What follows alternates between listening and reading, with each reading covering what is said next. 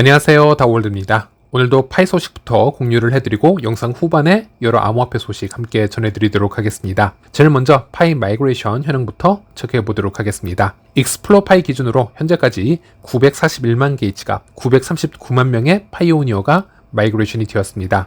오픈 네트워크로 전환하기 위한 마이그레이션 목표 수치가 1000만인 것을 감안하면 이제 대략 약 60만 개의 지갑만 남겨두고 있다, 이렇게 말씀드릴 수 있겠고요. 여기 보이는 것은 월별 마이그레이션 차트입니다. 올해 1월 동안 마이그레이션이 된 양은 약 39만 개, 40만 개가 조금 안 되는 이 수치를 보여주고 있고요. 그래서 지난 12월에 비하면 매우 저조한 수치라고 볼 수 있겠습니다. 이것을 1일 마이그레이션으로 좀 쪼개어서 분석을 해보면 현재 하루에 10,000개에서 30,000개 정도의 지갑이 마이그레이션 되는 것을 볼 수 있고요. 그래서 10,000만 개 지갑에 도달하기 위해서는 60만 개 정도의 지갑이 남아있다라고 말씀드렸는데, 코어팀에서 원한다면 약 3일 만에도 충분히 도달을 할 수 있는 수치라고 보고 있습니다. 하지만 코어팀이 내부적으로 어떤 부분을 준비를 하고 있는지는 잘 모르겠지만 이 정도로 계속 낮은 속도로 진행을 하고 있기 때문에 일단 이 속도를 기준으로 해서 1000만 개 도달 시점을 예상을 해본다면요, 대략 2월 중순에서 말 정도로 예상을 해볼 수 있겠습니다. 그리고 1월 말은 KYC 마이그레이션 유예기간 종료가 예정이 되어 있고요. 그래서 2월에는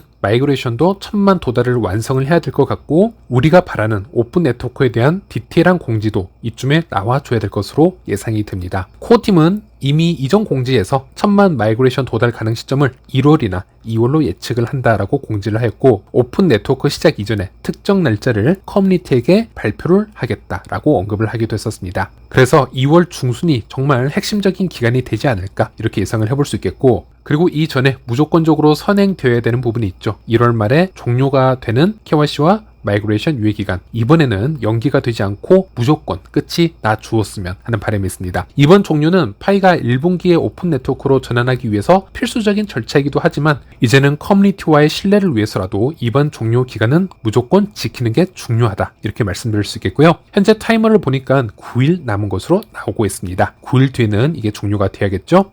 네, 그리고 최근에 여러 중앙화 거래소에서 파이코인을 언급을 하고 있습니다. 대표적으로 OKX 거래소나 비트마트 거래소에서 매주 파이를 언급을 하거나 프로모션을 하고 있는데, 최근에 여러 로컬 거래소에서도 파이코인을 언급을 하고 있는 것을 살펴볼 수 있습니다. 로컬 거래소 같은 경우는 여러분들도 잘 찾아보지 못하는 부분이 있기 때문에 잠시 언급을 해드리자면요, 인도네시아 거래소 중 하나인데요, 인도닥스라는 거래소에서도 파이 상장에 대해서 관심을 보이는 것으로 보여집니다. 네, 일단 이 거래소에 대해서 얘기를 하기 전에 인도네시아에 대해서 잠시 언급을 해드리자면요, 인도네시아는 파이에 대해서 상당히 열정적인 국가 중 하나입니다. 지난번 열렸었던 파이페스트 이벤트 다 기억을 하실 겁니다. 이 파이페스트 설문조사를 통해서 참여도를 우리가 조사를 하고 하나의 경쟁을 했었는데요, 코어팀에서는 파이페스트의 가장 적극적인 참여 국가로 인도네시아가 1위다 라고 발표를 했을 정도로 이 인도네시아는 상당히 열정적인 국가라고 보시면 되겠고요. 그리고 2024년 크립토 아답션 인덱스 순위를 보시면요, 인도네시아가 글로벌 전체 3위에 올라와 있습니다. 1위가 인도로 나와 있고요, 2위가 나이지리아, 3위가 인도네시아인데요. 그래서 저는 가끔 영상 자료를 통해서 인도네시아 파이오니어들이 야외로 나와서 커뮤니티 랠리를 이어가고 있고 여러 모임을 갖는 자료를 종종 시청하기는 합니다. 영상을 볼 때마다 상당히 놀래기도 하는데요,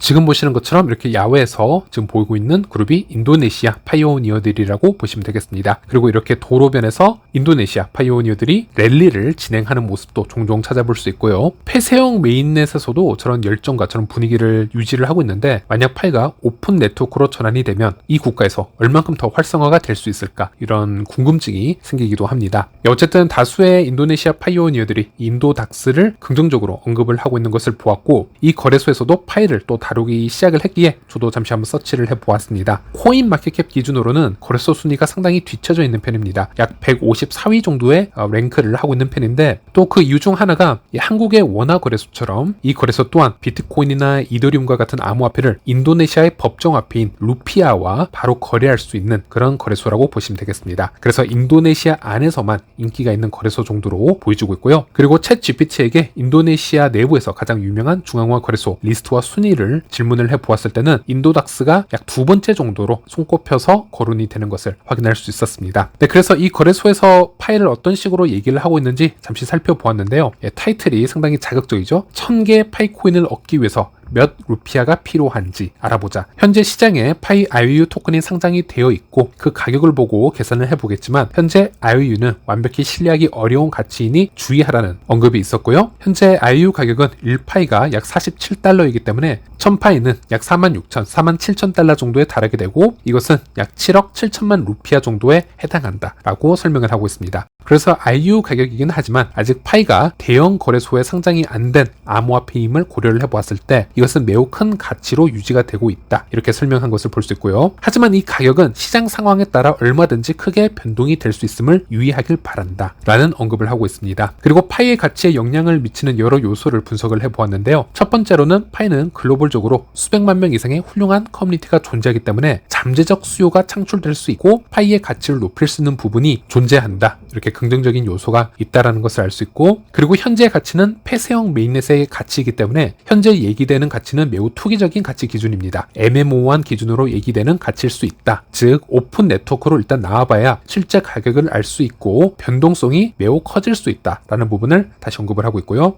그리고 아직 파이 네트워크는 바이낸스와 같은 대형 거래소에 상장이 되어 있지 않은데 이런 대형 거래소에 상장이 되어야 유동성과 신뢰가 높아져서 궁극적으로 가격에 큰 영향을 미칠 수 있다는 부분, 이 부분도 언급을 하고 있고요.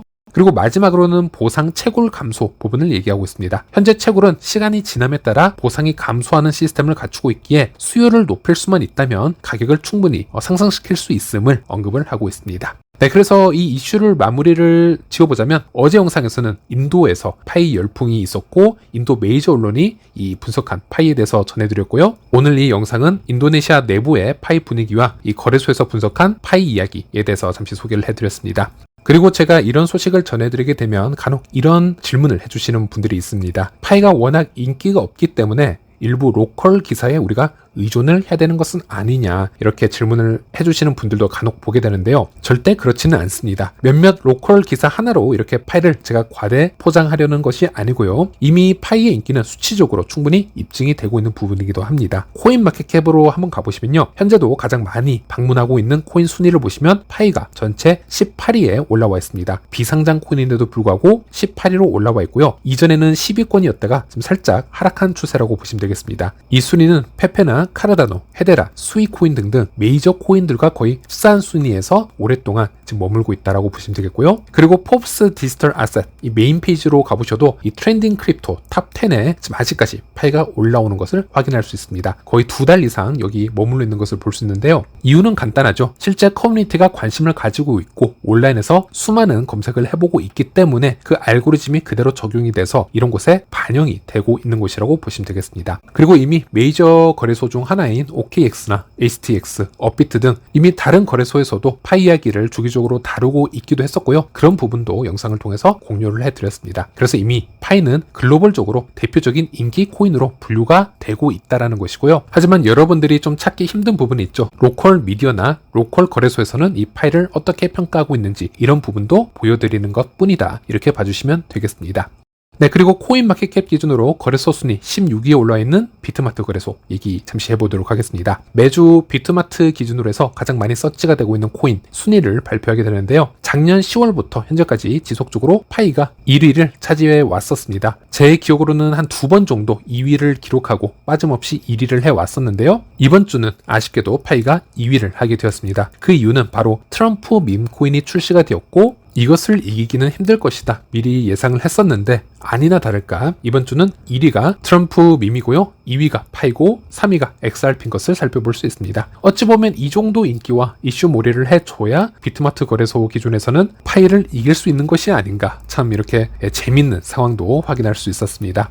네, 그리고 암호화폐 시장 분위기도 잠시 살펴보도록 할 텐데요. 이번에는 스텔라 얘기 잠시 나눠보도록 하겠습니다. 트럼프 2.0 시대에 돌입하면서 이제 미국 관련 코인들이 주목을 받기 시작하고 있습니다. 그래서 코인텔레그래프에서는 최근 코인마켓캡이나 코인게쿠를 보면은 미국산 코인 카테고리가 새로 추가가 되어서 이 관련 프로젝트들만 살펴볼 수 있는 기능이 생겼다라는 부분을 공유해주기도 했습니다. 그리고 X를 보더라도 이제 트럼프 행정부를 통해서 수혜를 얻을 코인들 리스트가 지속적으로 나오고 있습니다. 물론 이런 것들은 다 찌라시 기사, 루머라고 보시면 되겠는데요. 예를 들어 알고랜드나 리플, 카르다노, 스텔라, 헤데라 등등은 미래에 세금 감면과 같은 혜택을 얻을 수도 있다. 이제 그런 찌라시가 돌고 있는 것도 확인을 할 수 있습니다. 그래서 올해는 그만큼 미국산 코인들이 관심을 받고 있는 중이다. 이렇게 보시면 되겠고요. 그래서 현재 코인마켓캡 기준으로 미국 코인 관련 순위를 한번 보시면요. 시총 순위로 나열이 되어 있는데요. 리플, 솔라나, 도지코인, USDC, 카르다노, 체인링크, 아발란체, 수이, 스텔라, 헤데라, 라이트코인, 비트코인 캐시, 그리고 오피셜 트럼프,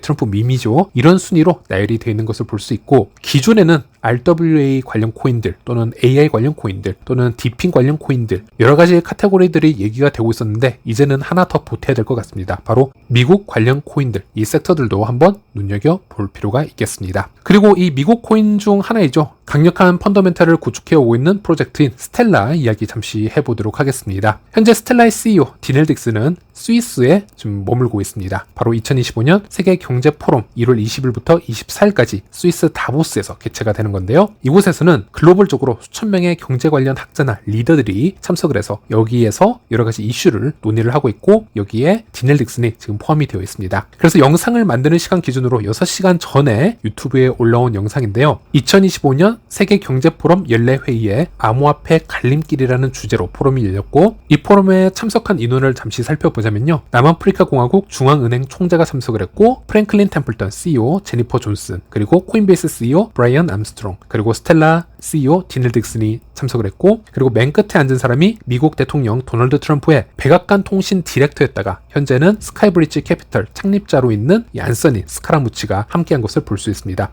이 포럼에서 암호화폐 규제 확립의 필요성에 대해서 이야기를 하는 것을 볼 수 있었고 전체 50분짜리 매우 긴 영상이었기 때문에 제가 모든 것을 말씀드릴 수는 없겠지만 여기서 스텔라 관련 이야기도 잠시 해보려고 합니다. 제일 먼저 최근에 이렇게 프랭클린 템플턴과 스텔라가 함께 자리를 하는 부분을 상당히 많이 목격할 수 있는데요. 프랭클린 템플턴은 스텔라 위에서 토큰화된 미국 정부 머니 마켓 펀드를 출시를 하였고 그 금액이 무려 2억 7천만 달러의 가치를 가지고 있습니다. 그래서 이 포럼에서는 스텔라의 CEO 디넬 딕슨은 본인들이 RWA 시장에서 스텔라가 두 번째 큰 시장 쉐어를 가지고 있다 이렇게 직접 언급을 하기도 했습니다. 그리고 여기서 눈여겨볼 부분은 이 프랭클린 템플턴 CEO 제니퍼 존스는 자산 토큰화를 통해 뮤추얼 펀드 및 기타 금융 상품이 더 효율적이고 접근 가능한 미래를 만들 수 있다 이렇게 매우 긍정적으로 설명을 한 후에 특히나 블록체인상에서 아토믹 세틀먼트라는 결제는 너무나 혁신적임을 아주 중요하게 강조를 하는데요. 이 아토믹 세틀먼트라는 것은 기존의 금융 상품은 거래를 하는데 너무나도 많은 시간과 검증 절차가 필요했고 높은 수수료가 필요하지만 아토믹 세틀먼트라는 이 시스템은 블록체인 위에서 모든 비효율적인 부분을 없애고 즉각적인 처리가 가능함을 강조를 하고 있습니다. 그리고 ETF의 경우 오늘날 ETF를 사고 2시간 동안 가격이 지연되도록 하는 것이 왜 존재해야 될까요? ETF는 하루에 2번 가격을 책정하기는 하지만 거래는 하루 종일 이루어지고 있습니다. 이것이 왜 24시간으로 이루어지지 않을까요? 블록체인의 스마트 계약이 여러분이 거래하는 순간에 기초자산의 가치를 정확히 알려줘야 되지 않을까요? 이제 이런 부분에 의문을 가지고 이런 부분을 꼬집으면서 이 블록체인 기술이라는 것이 자산관리 산업의 투명성과 효율성을 더하는 매우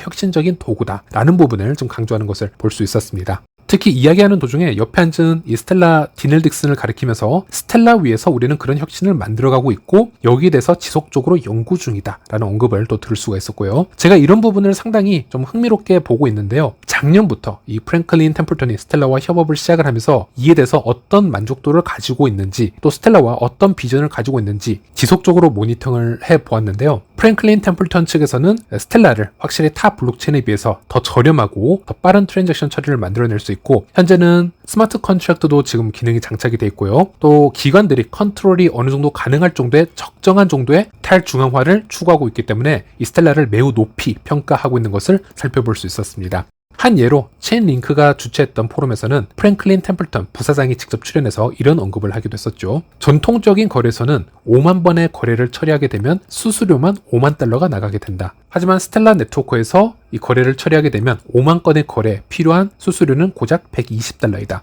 엄청난 비용의 절감이 있고 그 외에도 여러 가지 작업 효율성이 비교도 안 될 만큼 빨라지고 있다. 이런 부분을 언급하기도 했었습니다. 그러면서 이런 언급도 했었죠. 수수료 외에도 매년 데이터 수정 작업에만 2억 달러가 소요가 되고 있는데 만약 우리가 가지고 있는 프랭클린 템플턴 자산 1.7조 달러를 모두 스텔라 위로 올리게 된다면 우리는 수수료를 제외하고도 이 수정 작업에 소요되는 2억 달러의 비용을 절감할 수 있다. 이런 얘기를 하기도 합니다. 그래서 이런 이야기가 공개적으로 지금 나오고 있다라는 것만 보더라도 이 프랭클린 템플턴 내부적으로 어느 정도가 논의가 되고 있고 어느 정도로 이 스텔라와 비전이 공유가 되고 있는지 힌트를 얻을 수 있다라고 할 수 있겠고요. 앞으로 1.7조 달러가 스텔라 블록체인으로 올라오는 시대가 되면 과연 어떤 일들이 생기게 될까? 제가 회원 전용 영상에 올려놓은 클립이긴 한데요. 프랭클린 템플턴 CEO는 실제로 이 암호화폐에 대해서 상당한 이해도와 지식을 가지고 있는 것을 우리가 확인할 수 있었습니다. 스마트 컨트랙트를 통한 금융상품 거래의 장점을 매우 디테일하게 이해를 하고 있었고 이것을 미래의 프랭클린 템플턴의 주 상품으로 전환을 해보려는 의도를 알 수 있었죠. 예로 2023년 2월 10일에 리아나 로열티 NFT가 총 300개가 발행이 되었고 각각 210달러에 발행이 되었는데요. 그 NFT 보유자는 해당 곡의 스트리밍 마스터 녹음에서 발생하는 로열티의 0.0033%를 받아갈 수 있었습니다. 시장에 이런 거래가 있는 것을 프랭클린 템플턴 CEO는 관찰을 해왔고 이런 상품들을 매우 흥미롭게 지금 생각을 하고 있다는 것이죠. 이런 마이크로 결제까지 모두 신뢰하면서 즉각적으로 처리를 할 수 있다는 것은 블록체인의 스마트 컨트랙트가 존재하기 때문이다 라는 얘기를 직접 언급을 했고 예를 들어 운동선수가 큰 계약을 체결하고 자신의 미래 수익의 10%를 스마트 컨트랙트를 통해서 판매를 하고 싶다면 분명 그 상품을 구매하고 싶어하는 팬들도 존재할 것이다. 즉 이제는 기존에 없던 금융상품들이 지금 만들어질 수 있는 시장이 되었음을 이 CEO가 지금 깨달은 거고 지금 그 비전을 얘기를 하고 있는 것이죠. 그래서 정리를 해보자면 상당히 높은 확률로 이 스텔라 블록체인의 RWA 자산이 기하급수적으로 상승할 확률이 높다라고 말씀드릴 수 있겠고 그리고 다음으로 작년에 스텔라가 스마트 컨트랙트까지 완성을 하였기 때문에 이 프랭클린 템플턴이 이 스텔라와 더 큰 규모로 RWA 시장에서 새로운 상품을 구상할 확률도 있다는 겁니다. 그리고 프랭클린 템플턴이 이 스텔라 위에서 어떤 성공 케이스를 보여주게 되면 현재의 10배, 현재의 100배 이상의 이 자산이 스텔라 스마트 컨트랙트 소로반에 유입이 되면요. 또 지금에서는 한계짓지 못할 여러 개발팀들이 들어올 것이라고 예상할 수 있겠습니다. 원래 인기가 없던 스텔라 블록체인에서 작년에는 소로반이라는 스마트 컨트랙트까지 나왔고 현재는 스텔라 위에 개발자 수가 상당히 많이 증가하고 있는 것을 우리가 확인할 수 있는데 앞으로 더 퀄리티 있는 개발팀들이 이 소로반 기반으로 유입이 될 수 있다. 우리가 이렇게 예측을 해볼 수 있다는 것이죠. 그러면 우리가 두 가지를 지켜볼 수 있겠습니다. 첫 번째로는 이 스텔라는 머니그램뿐만이 아니고 프랭클린 템플턴이라는 매우 호흡이 잘 맞는 파트너십을 성공적으로 가져왔기 때문에 앞으로 꽤 괜찮은 비전을 만들어갈 수 있다. 이 부분이고요. 두 번째로는 스텔라 프로토콜에서 퀄리티 있는 개발자가 기하급수적으로 증가한다는 것은 스텔라와 관련된 다른 암호화폐 프로젝트들도 수혜를 입을 수 있다는 겁니다. 스텔라 개발자가 다른 곳에서 똑같이 그 앱을 올리기 위해선 어디로 가야 될까요? 파이가 좋은 솔루션이 될 수 있겠죠. 스텔라에서 수년간 엄청난 개발 비용을 들여서 개발을 했던 그 고급 인프라를 더 효과적으로 사용을 해보기 위해서 파이라는 블록체인을 그대로 가져와서 사용을 해볼 수 있다는 겁니다. 일석이조가 될 수 있겠죠. 예를 들어 최근에 GK크로스와 집토라는 앱 이슈만 봐도 알 수 있었습니다. 그들은 모두 스텔라에서 개발을 하던 팀이었고요. 그것을 그대로 들고 와서 파이에서 한 달 정도만 수정을 하면은 파이에서 그 인프라를 만들어낼 수 있다. 이런 인터뷰를 하기도 했었습니다. 그렇게 되자면 당연히 파이 디파이 생태계에서도 퀄리티 있는 앱들이 기하급수적으로 증가할 수 있다. 큰 수혜를 받게 될 수 있다. 이렇게 우리가 분석을 해볼 수 있겠습니다. 그래서 스텔라와 파이에게 모두 긍정적으로 판단될 수 있는 그런 현상을 이번 월드 이코노믹 포럼에서 다시 한번 확인을 할 수 있었습니다. 마지막으로 비트코인 가격 한번 살펴보도록 하겠습니다. 영상을 만드는 시간 기준으로 해서 10만 6천 달러에서 움직임을 보여주고 있습니다. 현재 차트를 보시는 것처럼 변동성이 엄청나게 큰 것을 볼 수 있습니다. 트럼프 대통령 취임 전에는 9만 이하까지 가격이 떨어졌다가 취임식을 앞두고 또 10만 9천까지 큰 폭으로 상승을 했습니다. 그래서 신고점까지 찍었었는데요. 그리고 막상 트럼프 취임식 이후에 이 암호화폐 관련 언급이 없고 행정명령 서명이 없었기 때문에 또 실망 매물이 나와서 또 10만까지 떨어졌습니다. 하지만 좀 냉정 명령을 찾고 생각을 해보니 그럴 만한 이유가 있었죠. 트럼프 취임식이 또 매우 늦어진 부분도 있었고요. 그래서 행정명령에 서명을 몇 개 하지 못했었습니다. 그래서 시간이 별로 없었기 때문에 또 행정명령이 총 200개로 좀 알려져 있는데요. 이 200개 중에 암호화폐 관련 사항이 몇 가지 있는 것으로 찌라시가 나오고 있습니다. 물론 이건 찌라시일 뿐이지만은 또 그런 기대감에 다시 상승하는 패턴들이 좀 이어지고 있다, 반복되고 있다, 이렇게 보시면 되겠습니다. 그리고 이 행정명령 안에 들어갈 정확한 내용은 아무도 모르는 상태입니다. 하지만 트럼프 선거 캠프의 가상자산 고문을 역임을 했던 이 데이비드 베일리에 따르면 명확하지는 않지만 좋은 소식을 기대해 볼 수 있다, 이런 언급이 있었던 것을 살펴볼 수 있고, 가장 확률이 높은 것으로는